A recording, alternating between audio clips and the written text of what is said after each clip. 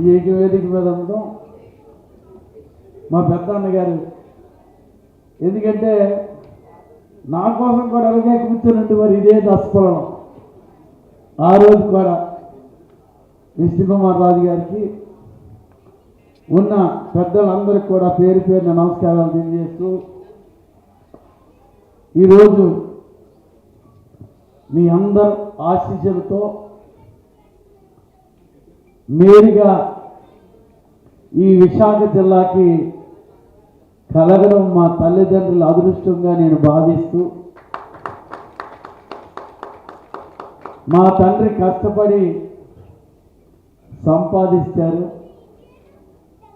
మేము నా రాజకీయ నాయకుడిగా నిస్వార్థంగా పనిచేయాలని ఒకే ఒక ఏజెండాతో విశాఖపట్నంలో పనిచేసే మా పేలా గోవింద్ గారు కానీ నాకు కానీ ఇచ్చిన వేదిక మీద ఇచ్చిన పెద్దలు కూడా గౌరవం, అది మా జీవితానికే చాలని నేనైతే మీ ద్వారా తెలియజేస్తున్నాను. తక్కువ టైంలోనైనా ప్రజల్లో ఎక్కువగా వెళ్ళాలి, కార్యక్రమాల ద్వారా కానీ విధి విధానాల్లో కానీ అందరితో ఐక్యతగా శభాష్ అనిపించుకుంటే నా జన్మకు చాలని కూడా నేను కోరుకుంటున్నాను. ఆ అదృష్టం ఫస్ట్ సన్మానాలు చాలామంది అయినప్పటికీ ఈ సన్మానమే ఫస్ట్. నేను సన్మానానికి రావడం కూడా ఫస్ట్ టైము. ఎందుకంటే మేధావులు అందరూ ఉన్నారు, రిటైర్ అయిపోయిన ఎంఆర్ఓలు ఉన్నారు, ఈవేళ ఈసీగా చేసిన వాళ్ళు ఉన్నారు, స్కూల్ సంస్థలు ఉన్నారు, రాజకీయాలకు అతీతంగా నడిపించే ఈ వ్యవస్థని ఇన్ని సంవత్సరాలు నడిపించే వారితో సన్మానం చేసుకోవడం కూడా అదృష్టంగా భావిస్తూ, నన్ను ప్రతిరోజు కూడా మీ అందరూ ఆశీస్సులు ఉండాలని నేను కోరుకుంటూ సెలవు తీసుకుంటున్నాను. పేరు పొంది అలాగే మరొకరు చేయాలని ఒక భాగస్వామ్యంతో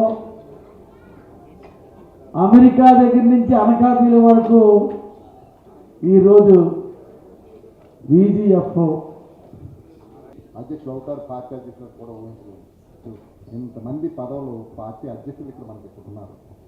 అందువల్ల ఏంటంటే మా విశాఖ నగరానికి ఉత్తరాంధ్రకి కూడా ఆ సభ్యులందరిలో కూడా మనం సన్మానించుకోవడం, ఇది విశాఖ నగరానికి మరలా ఇంతటి అవకాశం వస్తుంది చేసుకుంటూ మీరు ఎప్పుడు పిలిచినా సరే నేను పలుకుతానని ఈ సర్వవంతంగా మాటిస్తూ సెలవు తీసుకుంటున్నాను. నమస్కారం. నాకు తెలిసి ఆ ఎలక్షన్లో పడినటువంటి టెన్షన్ ఎప్పుడు పడలే. ఎందుకంటే ఎంతమంది కావాలో అంతమందే ఉన్నారు. ఎవరు పారిపోయినా సరే ఏమవుతుందని అందరికన్నా కష్టం మా గోవిందని పడ్డాడు. ఒక టీంని తీసుకుని ఒక దగ్గర ఉండి ఒక్కోసారి వాళ్ళ కోరికలన్నీ తీరుస్తూ చాలా కష్టపడ్డాడు. మొత్తానికి కష్టపడినటువంటి వ్యక్తికి, పార్టీకి సేవ చేసినటువంటి వ్యక్తికి ఈరోజు మేయర్ పదవి ఇవ్వడం కూడా జరిగిందని చెప్పేసి సందర్భంగా తెలియజేస్తాను. చాలామంది ఇందాక మా సోదరులు గణబాబు గారు చెప్పినట్టుగా పార్టీలోకి గోవింద్ ముందు వచ్చాడా, మన గోవింద్ వచ్చాడా, లేకపోతే సీన్ ముందు వచ్చాడా అన్నది చాలామందికి తెలియదు.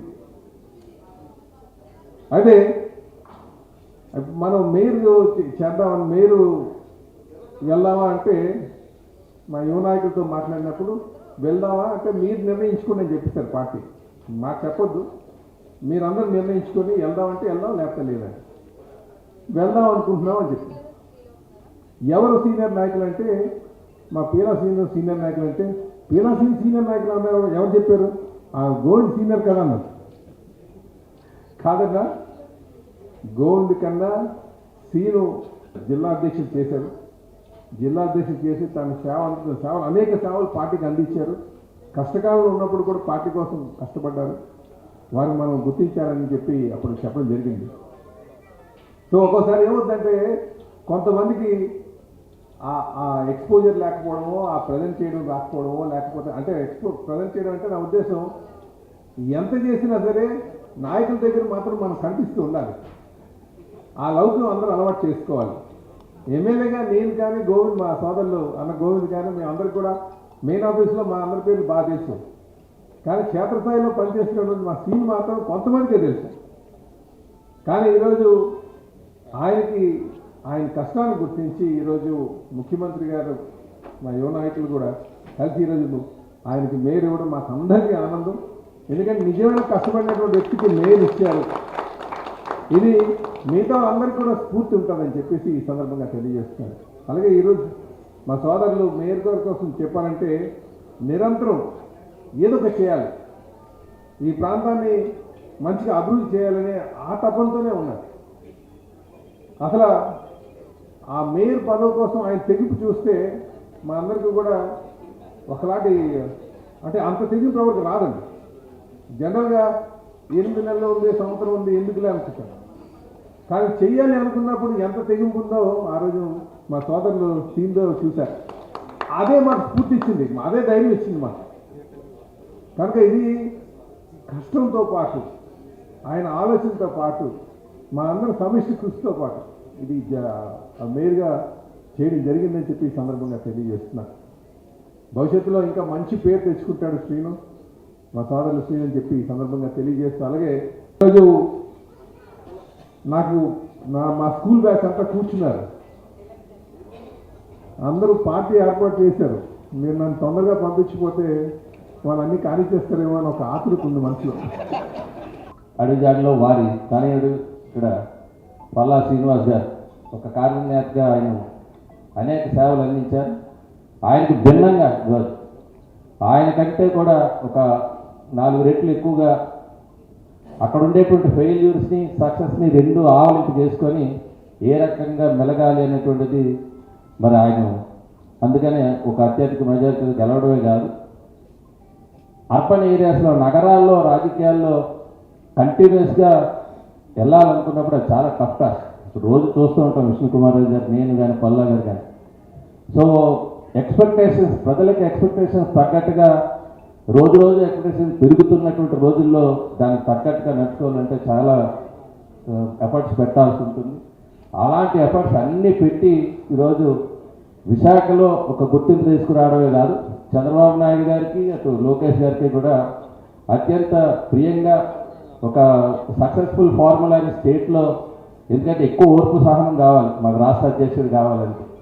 మరి అటు స్టేట్ పార్టీని, ఇటు విశాఖ నగరానికి మన జిల్లాకి ఒకవైపు డెవలప్మెంట్ యాక్టివిటీస్లో రెండూ కూడా మరి ప్యారలల్గా మరి ఆయన 2 రోల్స్ కూడా సక్సెస్ఫుల్గా చాలా షార్ట్ టైంలోనే మరి మంచి రిజల్ట్స్ చూపిస్తూ ఆయన ఆధ్వర్యంలోనే ఇందాక మా లోక్సత్తా బాబ్జీ గారు చెప్పినట్టు కోటి సభ్యత్వాలు తీసుకున్నటువంటి పార్టీ దేశంలో ఒక ప్రాంతీయ పార్టీగా అయిందంటే చాలా ఇనిషియేటివ్ తీసుకున్నారు. సో రానున్న రోజుల్లో కూడా ఒకవైపు పార్టీ, ఒకవైపు నగరం, ఇవన్నీ కూడా మా బాధ్యతగా ముందుకు వెళ్ళడానికి డెఫినెట్గా మీరు ఇచ్చినటువంటి, ఎందుకంటే ఒక సత్కారం అనగానే ఒక బాధ్యతే. ఆ పెద్ద బరువైన దండలు కనబడుతున్నాయంటే రేపు నెక్స్ట్ నుంచి ఆ సత్కారం పొందిన వారందరం కూడా ఏ సత్కారం అయినా ఏ మాటలైనా రానున్న రోజుల్లో మళ్ళీ అదొక బరువుగా ఈరోజు అది బాధ్యతను గుర్తు చేసేదిగా ఉంటుంది. కాబట్టి ఆ బాధ్యతలు పూర్తి స్థాయిలో నెరవేర్చి విశాఖ సిటిజన్ ఫోరం ఏదైతే ఆశిస్తున్నారో ఆ ఆశించిన స్థాయిలో వీరి నాయకత్వంలో ముందుకు తీసుకెళ్తామని చెప్పి మరొకసారి తెలియజేసుకుంటూ వీరిరువురికి మీ తరఫున నా తరఫున మన కుటుంబ సభ్యులు, ఎందుకంటే ఎవరైనా ప్రజాప్రతినిధులు అయినాక 5 ఏళ్ళు కాలపరిమితి ఉంటుంది, ఒక స్కోప్ ఉంటుంది. కానీ ఒక టఫ్ టాస్కే ఒక రకం చెప్పాలి. ఒక షార్ట్ పీరియడ్లో ఈ విశాఖ నగరానికి ఏదైనా చేయాలనేటువంటి ఒక అవకాశం వచ్చినప్పుడు దాన్ని ఏ రకంగా ప్రతినిత్యం యూటిలైజ్ చేసుకోవాలో దానిపైన ఇప్పటికే ఆయన ప్రయత్నం చేస్తున్నాడు. దాంట్లో సఫలీకృతం కావాలని చెప్పి మనస్ఫూర్తిగా కోరుకుంటూ, మరి ఈరోజు మాధవ్ కూడా ఇక్కడ లేకపోయినా ఈరోజు ఒక రాష్ట్ర స్థాయిలో ఉన్నాడు. విశాఖపట్నం ఒక ఫైనాన్షియల్ క్యాపిటల్గా అవ్వాలి అనేటువంటి ప్రతిపాదనలు చంద్రబాబు నాయుడు గారు ఒకవైపు చేస్తున్నారు. అనేక ప్రాజెక్టులు కూడా ఈరోజు మోడీ గారు 2 సార్లు వచ్చి వైజాగ్న ఫోకస్ చేసినందుకు స్టేట్ ప్రెసిడెంట్గా ఇక్కడి నుంచి ఉండి వాటన్నిటికీ కూడా ఉపయోగపడే పరిస్థితి. ఒక వైజాగ్కి ఉండేటువంటి ప్రతినిధులుగా విశాఖ పేరుతో పెట్టిన ఏదైతే సిటిజన్ ఫోరం మీరందరూ ఆశించినట్టుగా వైజాగ్ అభివృద్ధిలో ఆ రాష్ట్ర అధ్యక్షుడి హోదా కూడా మనకు ఉపయోగపడుతుంది అనేటువంటి ఉద్దేశంతో పెట్టినటువంటి కార్యక్రమం. ఎలాగో అంటే అందరూ సీనియర్ అంట. పేలా వంశంలో సీనియర్ గోవిందే పేలా సీనియర్ అంటే, కానీ పార్టీలో సీనియర్ పేలా శ్రీనివాస్ గారు. ఈయన పోస్ట్ ఆయన కొట్టేశారు. మీ అందరికీ తెలియదు, ఆయన వచ్చింది ముందు ఎంపీకి పోటీ చేద్దామని వచ్చారు, పార్టీ కూడా దానికి పిలిచింది. ఆఖరి నిమిషంలో ఎంపీ వెళ్ళిపోతే ఆయన అసెంబ్లీ పోటీ చేయాల్సి వచ్చింది. ఆ టైంలో అనుకున్నాను, అసెంబ్లీ అయితే సీన్ కదా, ఎంపీ అయితే నువ్వు కదా, నువ్వు ఎంపీ అని మళ్ళీ అసెంబ్లీకి వెళ్ళగొచ్చావంటే ఆ సీనియర్ పాపం ఈ సీనియర్ని పక్కన పెట్టేసి ఎమ్మెల్యే అయిపోయాడు. ఆ కొరత అలా ఉండిపోయింది అప్పటి నుంచి. శ్రీలోనే అదే అంతర్మధురం, గోవిందులోనే అంతర్మధురం. తమ్ముడు ఎలాగని ఆఖరి తమ్ముడు రావడానికి కిందాక నుంచి చెప్తున్నాడు, చాలాసేపు చెప్పాడు. ఎమ్మెల్యేలు అందరూ కృషి చేశారు, ఎంపీలు అందరూ కృషి చేశారు, ఇవన్నీ చేశారు కాదు. ఆయన 20-30 రోజులు మలేషియాలో చాలా తపన పడ్డాడు అందరికీ ఇది గెలవడానికి. స్వతహాగా లక్ష్మీపుత్రుడు పేలా శ్రీనివాస్ ముందు ఒక టాస్క్ ఇచ్చారు మా అధ్యక్షులు పల్లా గారు. ముందు స్టాండింగ్ కమిటీ గెలుచుకుంది.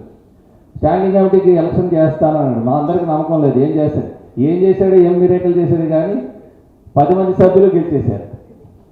సో ఎప్పుడైతే వచ్చారో ఒక హోప్ కలిగింది. డెఫినెట్గా ఈరోజు రాష్ట్ర ప్రజలు ఏమనుకున్నారో, రాష్ట్ర ప్రజానీకం ఏమనుకున్నారో, అధికార మార్పిడి ఏ రకంగా చేశారో, కార్పొరేషన్లో కౌన్సిల్ సభ్యులు కూడా ఆ మార్పిడి చేయాలని అనుకున్నారు. అది ముందే ఈయన చెవిలో చెప్పినట్టున్నారు. సో దానికి ముందుకు వెళ్ళాడు, అందులో సక్సెస్ అయ్యాడు. డెఫినెట్గా ఈరోజు మేయర్ అయినాడు. బల్లా శ్రీనివాస్ గారు మృదు భాష, ఎక్కడ ఎక్కువ మాట్లాడు, నవ్వుతూ ఉంటాడు. ఎంత వ్యతిరేకతోటి ఎవరన్నా కోపంతో వచ్చిన ఆయన చూస్తే చాలా ఆనందంగా వెళ్ళిపోయే పరిస్థితి. అవన్నీ సెలెక్ట్ చేసి గౌరవ చంద్రబాబు నాయుడు గారు ఆయనకి రాష్ట్ర అధ్యక్షుడిగా ఇచ్చారు. అటువంటి వ్యక్తికి మనము ఈరోజు సన్మానించుకోవడం అనేది మనందరికీ కూడా చాలా ఆనందదాయకము. అట్లాగే మన గౌరవనీయులైన మేయర్ గారు, మేయర్ అంటే ఏదో క్యాజువల్గా అని అనుకోవటం కాదు. మేయర్, విశాఖపట్నం మేయర్ అంటే ఇది చాలా ఆంధ్ర రాష్ట్రానికి ఒక ప్రతిష్టాత్మకమైన మేయర్ పదవి. ఆ పదవికి మంచిగా దాన్ని ఉపయోగించి విశాఖ పుర ప్రజలకి మంచి సేవలు అందిద్దామని చాలా మంచి ఉద్దేశంతో మన శ్రీనివాస్ గారు రావటము. ఆయన కూడా ముక్కుతోటి మనిషి, కొంచెం నాలాగే, నేను కొంచెం ఎక్కువ, ఆయన కొంచెం తక్కువ. ముక్కుసూటిగా ప్రవర్తించే వ్యక్తి, చాలా నిజాయితీగా పనిచేస్తూ ప్రజలకి మంచి ఫెసిలిటీస్ విశాఖ పుర ప్రజలకి క్రియేట్ చేయాలనే ఉద్దేశంతో ఆయన మేయర్గా అవ్వటము మాకు అందరికీ కూడా చాలా సంతోషదాయకము. అట్లాగే మనమందరం కూడా వారిద్దరికీ కూడా భగవంతుడు ఆరోగ్యాలు వారికి సంపూర్ణంగా ఇచ్చి వారు చేసే కార్యక్రమాలు రాష్ట్ర ప్రజలకు ఉపయోగపడేటట్టుగా ఉంటాయి డెఫినెట్గా.